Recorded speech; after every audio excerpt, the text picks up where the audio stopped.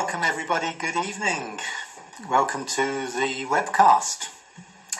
This evening we are delighted to have Elske with us. I have given up trying to pronounce people from Holland and their surnames, so as far as I'm concerned it's just Elske. And it's really, really nice to have her with us this evening. We're really looking forward to what she's going to share with us. The storm is raging in the Netherlands, isn't it, Elske? Yeah, it's lighting up behind me. Yes, it's not the Holy Spirit and flashes of light from heaven. Well, it might be flashes of light from heaven. But if you see the light flashing in the background and the roar of the thunder, that's the storm that we sent over from the UK over to the Netherlands. So it's really good to have you with us. Thank you so much. Thank you for having me. And Barry, good to have you too, my friend. How are you? I'm doing fine, thank you. And Elske, of course, just adding my welcome to Mark's. Looking forward to what you're going to share today. And unlike Mark, I think that if there's lightning flashing in the background, I kind of think that that's heaven just saying, "Go, Elske, go, go get it." See, he's a man of more faith than me. So just before we start, I'd like to just mention a couple of things that we've got happening in the UK, and then maybe Barry, if you've got anything coming up your end of the world, you can mention that. But we've got an encounter, the Father's Love Week, in Clovelly Hall in Shropshire next March. That's a week-long encounter where we're just taking time to receive and experience the Father's love for ourselves. And many of us have found these encounter weeks or schools really life-changing. And so we want to really warmly invite you to join us next March. I will be leading the school with Wynette from the Netherlands. And Clovelly Hall is a beautiful, beautiful place, very, very peaceful. The food's good, the rooms are good. And we just really want to invite you to have an encounter with the Father. And if you've done one of these before, come again, come and join us. And all of the information is on the Father Heart UK website. There's the link, fatherheart.uk/encounter. You'll find all of the information there. And the other thing I just want to mention briefly is we're running a couple of days in November the 6th, November the 27th, together again. We can meet together. And these are just 2 days of fun, fellowship, and just sharing together. Bring your own lunch, turn up. And again, all of the information is on fatherheart.uk. We are encouraging you to register your interest, just in case we have any cancellation issues or COVID-related restrictions that we need to inform you of. So, couple of things there. There's the Encounter Week, there's the Together Again, there's a whole load of other events that are happening across Europe, and they're all detailed on the Father Heart UK website. Trevor and Linda have got a number of very, very good events coming up over the next 6 months or so. So have a look at the website and come and join us. So that's kind of what's happening. There is an event in the Netherlands, isn't there, Elske? There's a couple of conferences a week on Saturday, I think. Is that right? October 10th and 11th, yeah. I thought it was. Yeah, October the 10th and 11th. There's a couple of conferences. Trevor and Linda Galpin are doing one in the Netherlands, and Marquette's doing one in the Netherlands. So the Netherlands is going to be blessed. The details for that will be on, Trevor's one is on the UK website and Mark's is on the Facebook page. Elske, there was a comment about whether you can turn your volume up, but I don't know whether you can or not. Well, I don't on your microphone. Probably not. I think we don't like changing the settings once we've started, because we find it sometimes throws everything else into disarray. So if you're struggling to hear, what I suggest you do is just turn up your computer volume as much as you can. And maybe Elske will speak a bit louder when she gets going. Yeah, but we did a couple of tests the other day, and we were changing settings when we were online, and it didn't go very well, did it, Barry? So We don't. Yeah. So sorry if that's a bit low. Anything your end, Barry? Just that we should mention that we'll be broadcasting next week, but the week after, on the Wednesday, he'll be in Poland, and I have a school I'm teaching at the exact same time as the webcast. So unfortunately, we won't have a webcast in 2 weeks, but then we'll be back again the week after. So next week we're there, the week after we're not, and then we're back again. Yeah. And next week we might be taking some of the questions that people have sent in to us. And again, if you've got any other questions you want to send in, you want us to talk about over the next few weeks, send them along. I won't know the answers, but Barry will. So that'll be good. So, Elske, why don't you before we kick off, why don't you tell us a little bit about yourself, who you are, where you're from, what you do, and then we'll pray for you and bless you and hand over to you. Sure. I'm Elske Antonissen. I am 37 years old. I am from the Netherlands. I currently moved 3 months ago to the south. I lived in Utrecht for a few years. And now I live near the Bosch. It's a small town where I live. I'm a psychologist with a passion to help people set free from hurts from the past and to really live an identity that God has for them and to really live the life that He called them to live. So that's me. Wow. I am really looking forward to this. I've only actually met Elske once, and that was at a school we did in the UK a few years ago. But what really just touched me was the depth of relationship she has with the Father and the tenderness of her heart. And I really believe we're gonna touch that this evening. And she's bringing together not only her heart, but she's bringing into that her professional experience. But even her professional experience will come across from the heart, because that's who she is. So, Barry, do you want to just pray for Elske, and then the floor is yours, as they say. Yeah.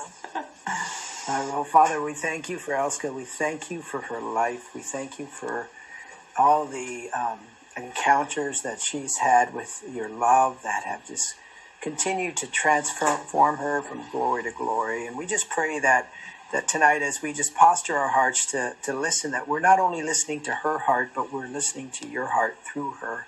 And so we just pray a blessing on her, pray for just absolute clarity to what is on her heart, Father. And I just ask for every person that is listening, that we really would have an ear to hear what the Spirit is saying for each and every one of us tonight. I pray, Father, that there would be faith that would rise up in our hearts, that we would have a beautiful childlike expectancy that you are going to meet us and that you're going to set us free in a greater measure than we've ever experienced before. And we just thank you that you love us and you're for us and you just want us to experience the full measure of your love. So we pray these things in Jesus' name. Amen. Amen. Thank you, Barry. Elske, over to you. Bless you. And just let us know when you need us to come back. Sounds good. And I just forgot to mention, underneath here, you see my Facebook page. That's where I post a lot of insights and psychology and faith issues. So if you want to check that out, feel free. So today I want to talk a little bit about living in the identity that God has for you and to really live in the life that He has in store for you. So in Fatherhood Ministries is beautiful. I'm a huge fan. We really soak into what God has for us, how He sees us, how He loves us. It's difficult though. It can be difficult in hard moments when our wounds are triggered, when we experience in relationships or events where something happens that hurts us and our old patterns come up. So I want to ask you that. Do you really live fully from the identity that God has for you, or also still wounds coming up that are blocking that are disrupting that? So if you fully lived from that identity that God has for you, what will your day-to-day look like? How would it look like to fully believe that we are God's beloved child. He adores us, that He is with us every second. Every second. Like, let me see where's, like in a psalm it says, like He knows the number of our hairs. Ow, He saw that. What would it be like if we really believed that He sees you sitting there behind the computer or your iPhone and watching this? I really want to dive into that today to really see what is blocking that and what are some identities or hurts in the past that block that, so that you can be really free and to really live fully in the presence of God. So that's what I want to dive into today. So we're going to focus on a little bit psychological issues, but also go into the Bible, what God has to say about our identity, how we got wounds from the past. What does that look like? If we get a grip on that, it helps us to make sure it doesn't get a grip on us, if we know how it works, and how to break free from wounds or triggers or patterns that block us. So what I first want to say is that restoration in the biblical term is so beautiful. I've figured this out lately. Restoration in biblical terms is to receive back more than that has been lost. To receive back more than that has been lost. Greater than the original condition. Someone or something is improved beyond measure. He restores to better than before. He restores to better than before. And for me, that really rings truth and like hope for me. Like everybody, we've been through really hard times. And to know that He restores to better than before. I've already seen it. Like, I just moved to the south 3 months ago to this beautiful house, which is crazy beautiful. Got on my path. All the stuff in my house, like the couch and like the plant, everything is a gift or with a huge discount. Like, He gives us what is bigger than we can imagine. He restores to better than before. So that is a beautiful, hopeful thing to hold on to for our future, for what He wants to give us, His daughters, His sons. He wants to lavish us with what He wants to give us. Paul says in Ephesians a lot about who we are in Christ. In Christ, we are the chosen one. In Christ, we are the beloved one. We are called to be His sons and daughters. If you feel broken, God can heal you. He is the ultimate healer. When you look at how Jesus reacts to the people in the Bible who are broken, who are hurt, you can see a little glimpse of the heart that the Father has for us. For instance, with the woman who bled for 12 years. She was an outcast. She was seen as impure. She was cut away from her family and friends. But when there's the interaction between the woman who bled for 12 years and Jesus, there's a moment of restoration where Jesus listens to her. He listens to her, He pays her attention, and He calls her daughter. That is a sign of acceptance. There is acceptance there in the hurt that she has experienced from this sickness, this illness, that she was rejected. Jesus accepts her, and He sees her. And that is the same for you and me. The same with Hagar, the story from Abraham and Sarai, where the slave Hagar is being bullied away into the wilderness by Sarai. I don't know if I say that name right, but Abraham and Sarah, he become Abraham and Sarah. But before that happens, they have a slave Hagar who gets pregnant from Abraham, and she is sent out into the wilderness, pregnant, where she's all alone, all lost. And she gets the opportunity, she gets the right to give God a name. Elroy, the God who sees me. The slave who had nothing to say, who got pregnant from Abraham, who was used in that story, she got it to call God a name, to give him a name.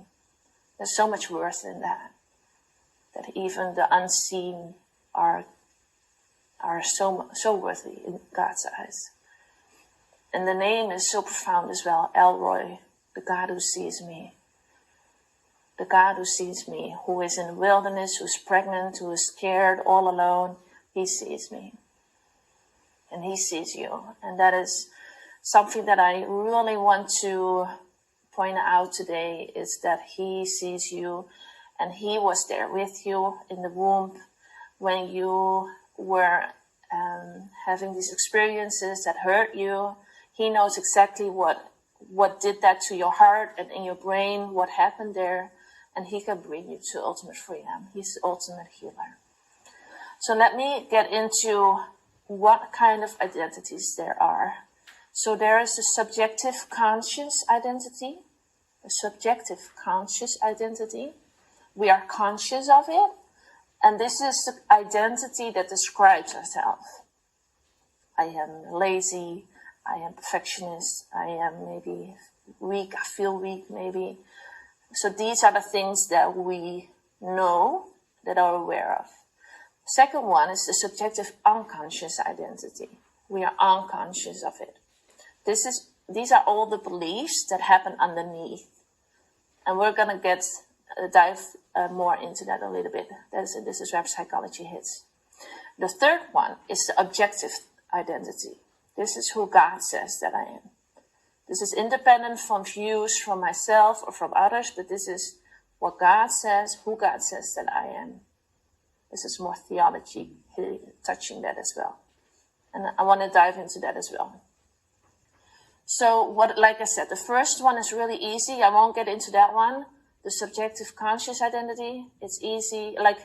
It's about I'm hardworking, I'm kind, I'm sacrificing a lot. The only thing that I do want to touch with that is be careful for identity boxes. A box that you place yourself in, that you think that you cannot do, or that you are. For instance, I am weak, or I am bad at math, or you can name it. What are those identity boxes, and what would happen if you will break free from it? Who said it to you that you are weak or that you are bad at math? Maybe your teacher did, but maybe he wasn't a good teacher. What would happen if you would break out from it? So that's just something lightly that I want to touch. The subjective unconscious identity. So this is all the layers that happen underneath in our heart and in our mind that trigger the way that reacts in daily life. In the small moments where even though we know we are loved, we know that God loves us, but it still happens that at moments something happens in a relationship that all wounds come up. Or you react in a pattern that is not really you, or just really from the past that hurts you. So we all experienced wounds as a child. These can be either absence wounds or bad things that happen to us wounds. Bad absence wounds or bad things that happen to us wounds. I'm sorry, my nose is running. So this can be in relationships or in events. It's just good to realize how it works. It can be from absent wounds or bad things that happen to us, relationships or events. In the relationship, it grows, especially from the attachment that we have to our caregivers. We grow attached to our caregivers in a certain way, which has an influence on how we live as an adult. There are several layers that we have with that, and several outcomes that happens with that. Like you're more anxious, you're more controlling, or very angry fast. So there are several layers there. From this attachment and from these wounds, we make core beliefs.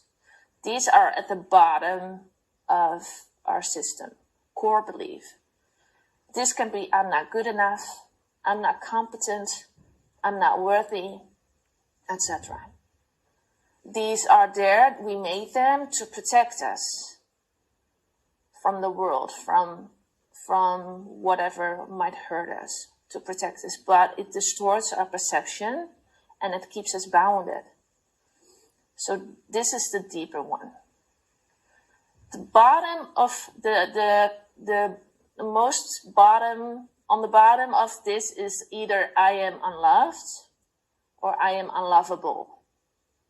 I am unloved or I am unlovable. This is at the core. From there, not good enough, I'm not competent, that all comes after that. With the attachment, it also helps, it also makes us believe certain things about others. I can believe others. I can trust other people. Other people are kind. Other people are not trustworthy. I cannot believe other people. Or about the world. The world is a safe place, a safe haven. Or the world is a dangerous place and I have to be careful.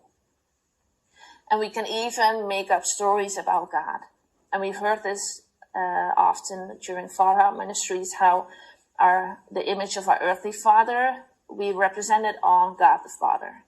When the earthly father was very strict or critical, or you had to earn his love with achievement, we reflect that on God the Father, that he doesn't really see us, that we have to work and do good works to receive his love.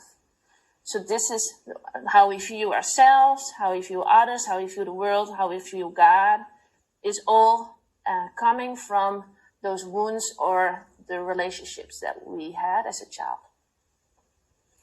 From that core belief, I'm not good enough, I'm not worthy, or the biggest one, I'm unlovable or not loved, that creates life rules, rules for life.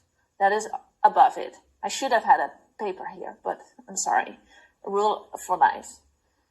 For instance, for I'm not good enough, you have the rule, if I make a mistake, I'm not good enough.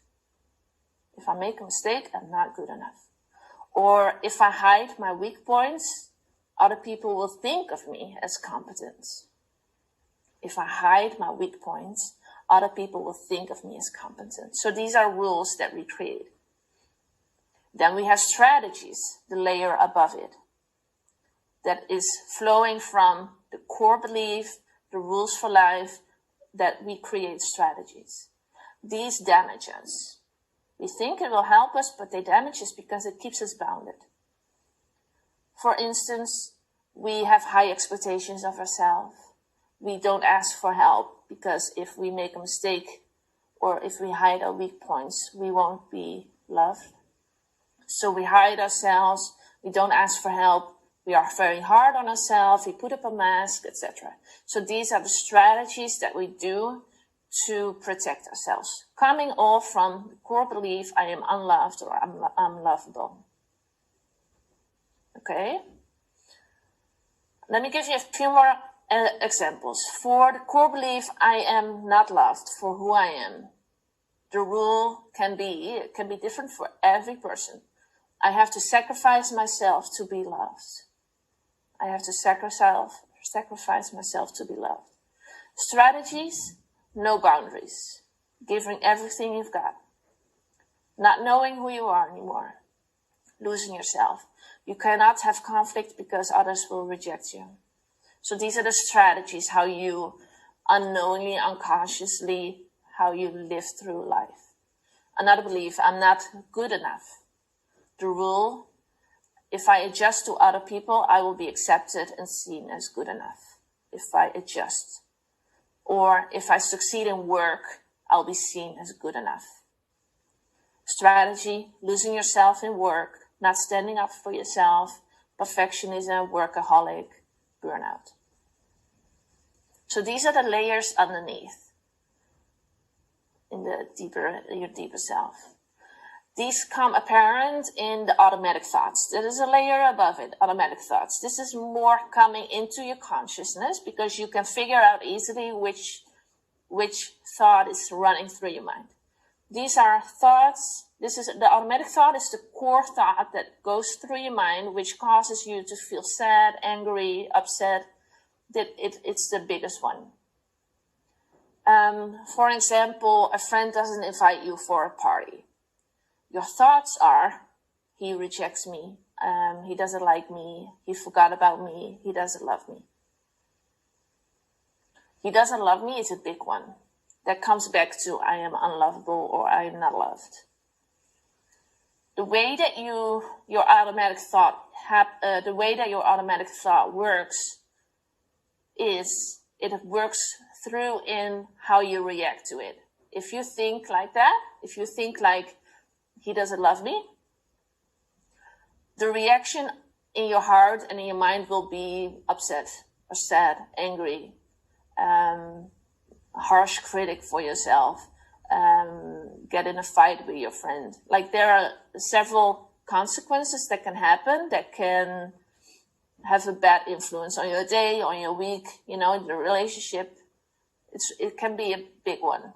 So it's good to realize what is causing my feelings, what is causing the situation to explode. If your core belief is more healed, that you know that you are loved no matter what, if that is more healed, then the automatic thought will be much calmer. It will be thoughts like, he just forgot about me in the light way, or he's busy and it just slipped through.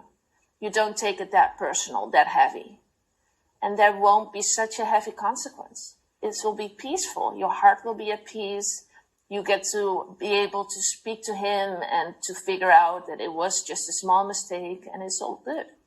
So the way that your core belief is healed, it influences everything that happens in your daily life.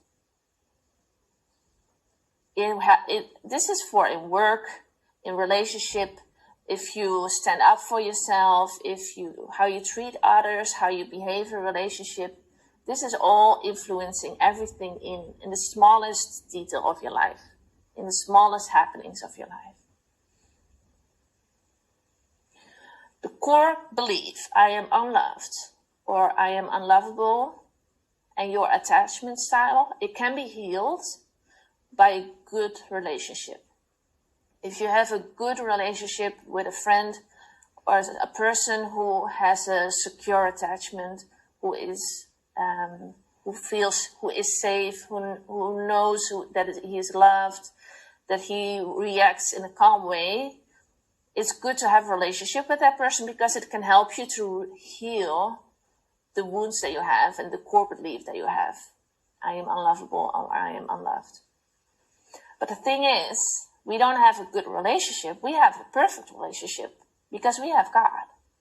He is perfect. And he knows, like I just said, he knows everything. He was with us. So we can learn from the Bible, and I'll get back to that later, about real love. Love is kind. Love is patient. Like we can learn from that, and this can be healed. I'm going to go deeper into that. It's difficult. It's difficult to heal the deeper core belief. So how can you tackle it easier? Is to look at the automatic thought. Remember, we have the core belief, the rules for life, the strategies, and then the automatic thought. If you look at the automatic thought, you can analyze it and challenge it. You do that by writing down. In Holland, it all starts with a J or G. So you look at the situation, then you look at the thoughts that you have, then the emotions that you have, the behavior that happened, and the consequences. Situation, the thoughts that you have. So the situation is, my friend didn't invite me for the party. The thoughts that we have, he rejects me, I did something wrong, he forgot about me, he doesn't love me. Emotions, I feel sad, I feel hurt, I feel angry. Behavior, I get into a rage, or I lock myself up in my room the whole day, or I close myself off for that friend. consequence, the relationship is hurting, or you have a bad day or week, you have a harsh inner critic, it influences a lot. So if you look at these 5 steps, it helps you to break down what is happening in the situation and to look at the automatic thought. You might think, like, what is then the automatic thought? It's the one that triggers the most, that is the heaviest. Like, he doesn't love me. Is that true? Is it true that he doesn't love you? So the next step is to challenge it. And we do this with a psychologist, so I really recommend to have somebody like a psychologist next to you who helps you to really think out of the box, because it can be difficult if you are inside of it. But somebody else can, even a friend maybe can help you, but a psychologist can give you so much support and tools. But you can challenge the automatic thought by thinking, if 100 people were looking at my situation, what would they think? What would they think of what happens? Or if this happens to my best friend, what would I say to her or him? Or what would my best friend say? What would he or she say to me? Or what would a healthy adult say to me, a wise adult say to me? So you can challenge the automatic thought a little bit. What you can also do is behavior experiments, and that is different techniques and exercises to challenge your automatic thought. You've probably heard of exposure, doing the thing that scares you. You can go talk to that friend to figure it out, what happened. I'll explain more the tools and the exercises that you can do, but I wanted to touch a little bit about the challenging the thought and the behavior experiments. I want to take a look deeper at the core belief. We can also touch that by looking at the objective identity. Remember, in the beginning, we had the subjective conscious identity, subjective unconscious identity. Now we have the objective identity, and that is who God says that you are. The love letter that Barry made is so beautiful for this. It really speaks truth about who you are, how God sees you. Just a beautiful, beautiful way how the Bible is set up in a love letter for you, because that's what it is. The Bible is one big love letter. In 2 Corinthians 2, it says, when you contemplate on God, on Jesus, that brings transformation in your heart. So if through soaking with Father Ministries, if you soak on it, really dive into what is God telling me, or who is Jesus, what does his character look like, that brings transformation in a heart. But it can be difficult, like I do that in the morning, but it's difficult during the day when things happen. So what really helps with that is to set an alarm, maybe 4 times a day, where you put a scripture that touches you in your mind. You dwell on it, you meditate on it. And I'm going to say a few scriptures here that you can use. But if you meditate, contemplate on what is God saying to you in that scripture, it can help you to be more in his presence throughout the day. So I have an app that helps with that, but it's a Dutch app. I said more about that on my website. But it gives you alarms, so it can help with throughout the day. Even when you take out the trash, the alarm goes off. Oh, right, even right now, he loves me. I'm his child. I'm his beloved. So it really helps to implement it in every single second, in every day. Also, the exercise that I saw when I did the B school in England with the 3 chairs, with the Father, Son, and the Holy Spirit, and you can sit on the chair in the middle. So beautiful, so beautiful. So it really can help you to feel embraced and to feel loved at that moment. So which of the scriptures strikes a chord with you, which touches the heart of the matter, which is beautiful because God was there with you when the wound happened, so he knows exactly what you need, what your heart needs for healing. Use that scripture and just contemplate on it several times a day. For instance, if you feel like you're not seen, if you feel you're not seen, not heard, just a realization or meditating on the fact that God formed you in the womb, make you specifically you, that can help. I am fearfully and wonderfully made, created in his image.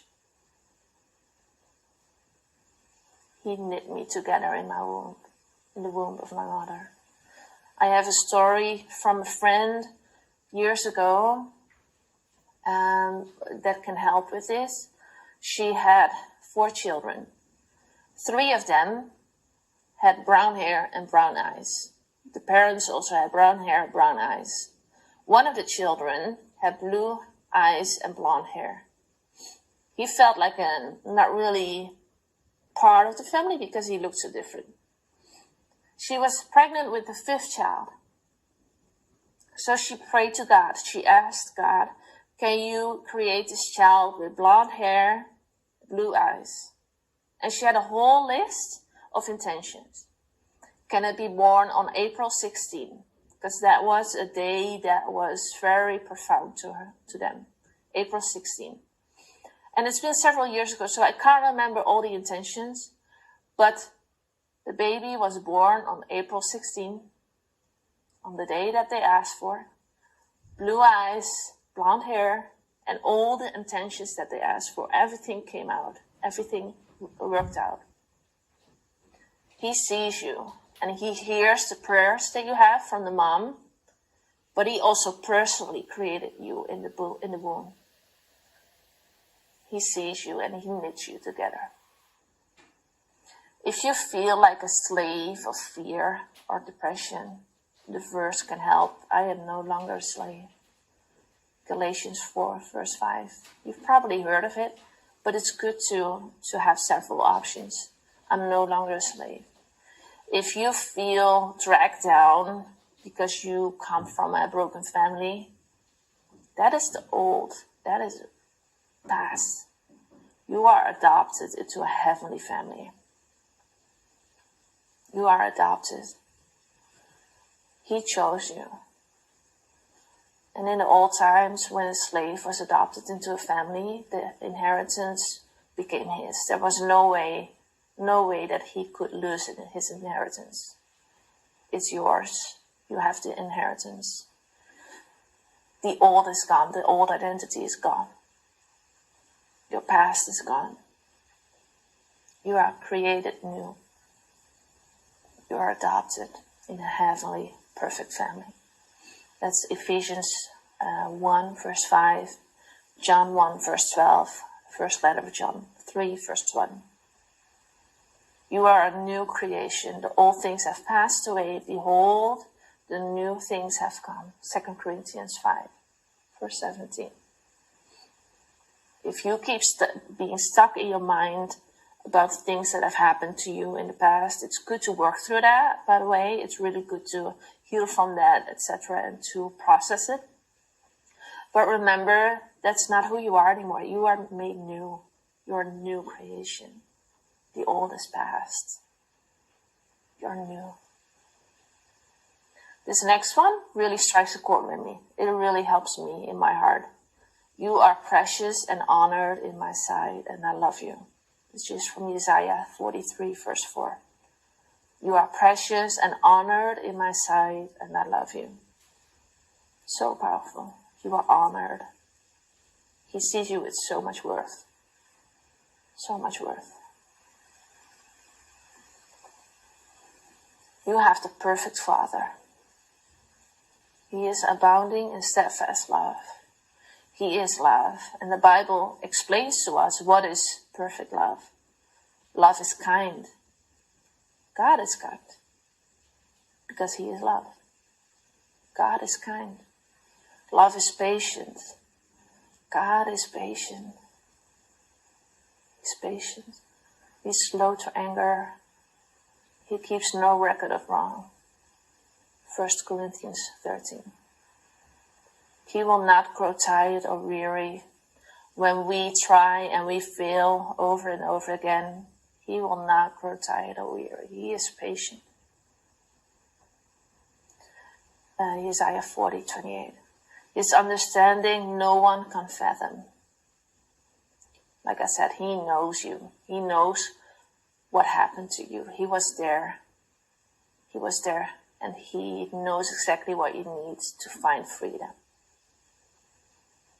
He gives strength to the weary when we're tired of life, when we don't know how to deal with relationships, etc. He gives strength. He increases the power of the weak. Trauma can weaken us, but he restores us. The key for trauma is compassion and comfort. And Mark talked a lot about that, about comfort and compassion. It's really key for healing with trauma. And there are also protocols that help you with that if you need that help. If you have the core belief, I am not competent, use every 3 hours an alarm to remember I am strong in him. He is my strength. If you think I'm not good enough, I am fearfully and wonderfully made, created in his image. I am worthy, I'm honored. Meditate on it, or when you have a difficult situation, get back to that moment, to that feeling, that worth.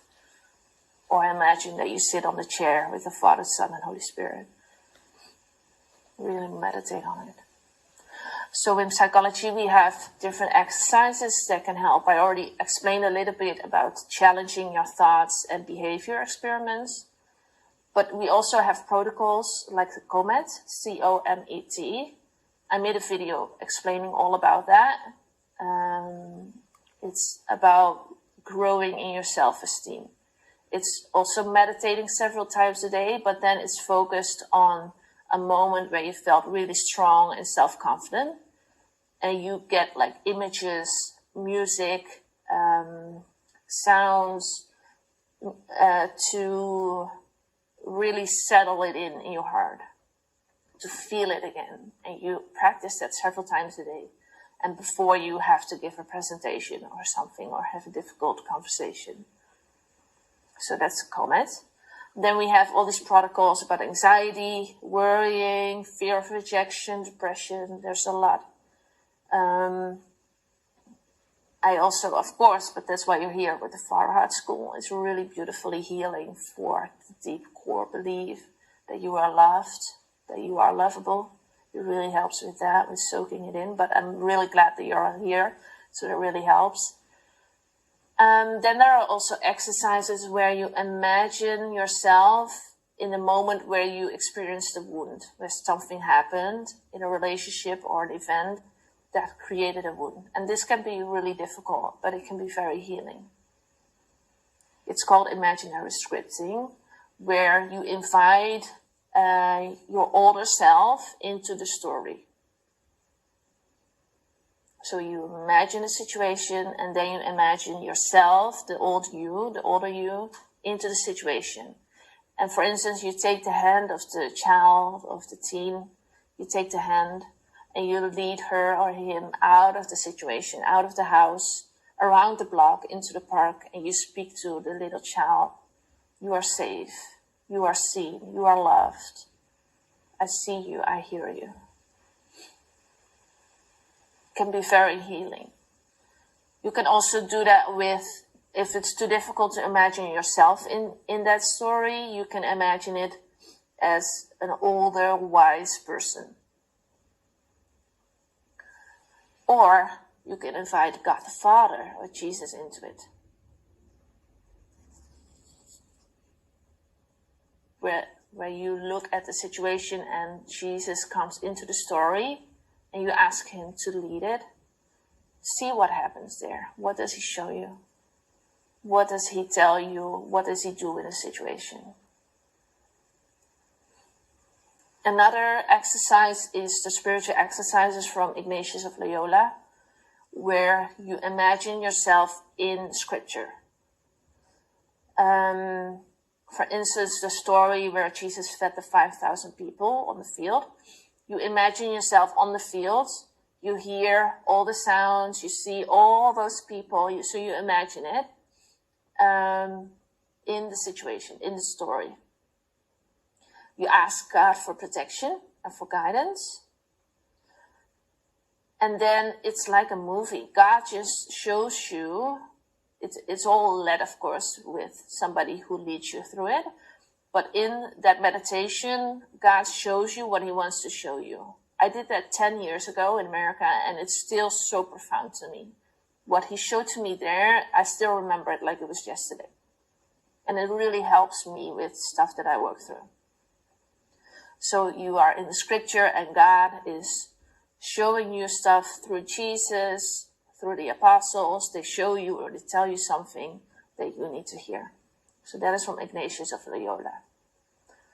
So summing it up, Ignatius of Loyola exercise, imaginary scripting, where you imagine yourself and you invite Jesus or your older self or a wise, healthy adult into the situation and to guide the little one out of the situation. We have the protocols in psychology. You use the scripture several times a day. You meditate on it. You chew on it. You challenge your thoughts.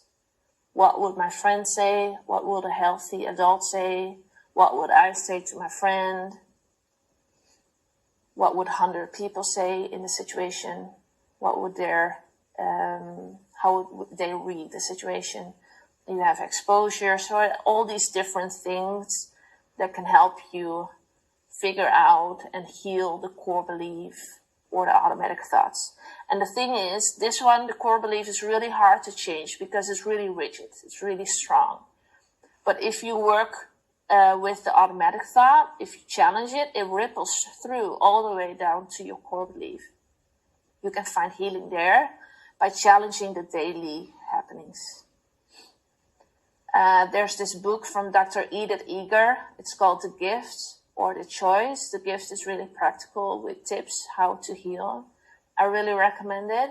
Also, the book Breaking Negative Thinking Patterns from Gita Jacob is really good as well, where you can work through it by yourself. So if you believe more and more in your core belief that you are loved, that you are lovable, it works all the way in your daily life, how you tackle things, how you tackle hard moments in your life where you are triggered, where your past or your hurts are triggered. If you find healing, it works all the way through it. And that is where you can really find peace even in difficult moments, the peace that God promised us. You are able to really live from the identity that he sees you, that the worth that he sees you in. You can really live the life that he calls you to live because you are healed in your heart. And we're never fully healed, only in heaven. But he wants to heal us here as well, as much as possible.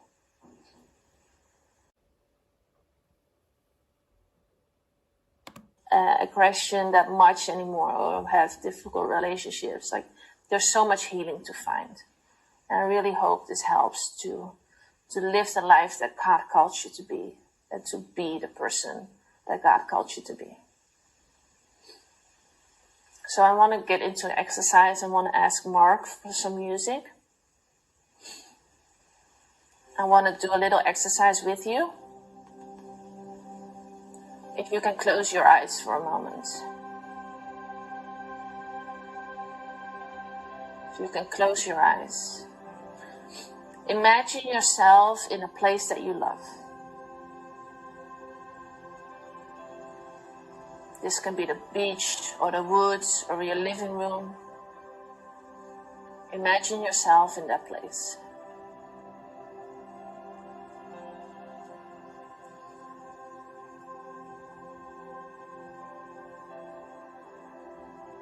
Now bring in God the Father in that story, where you stand in front of God the Father.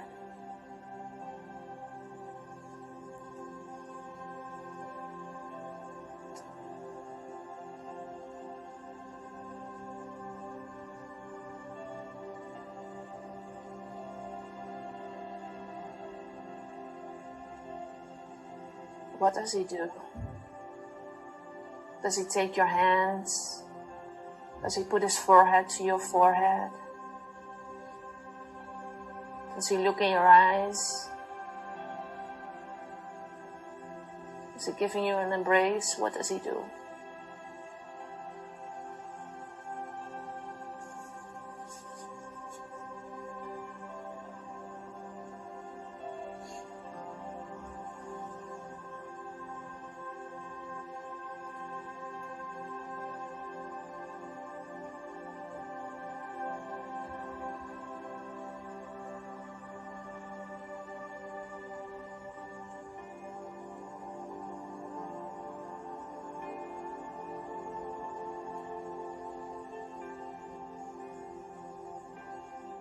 What does he say to you?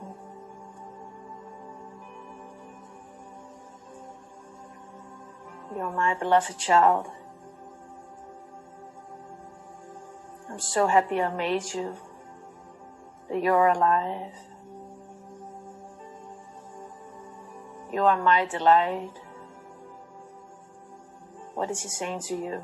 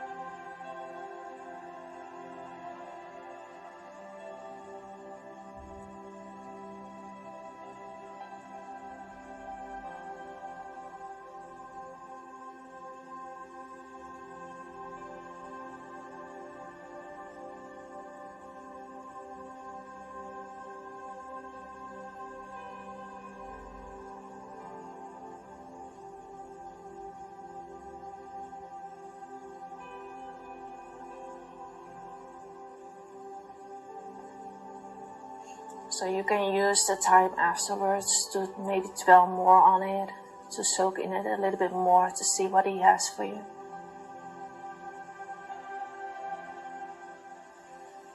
Then I want to invite Mark and Barry back.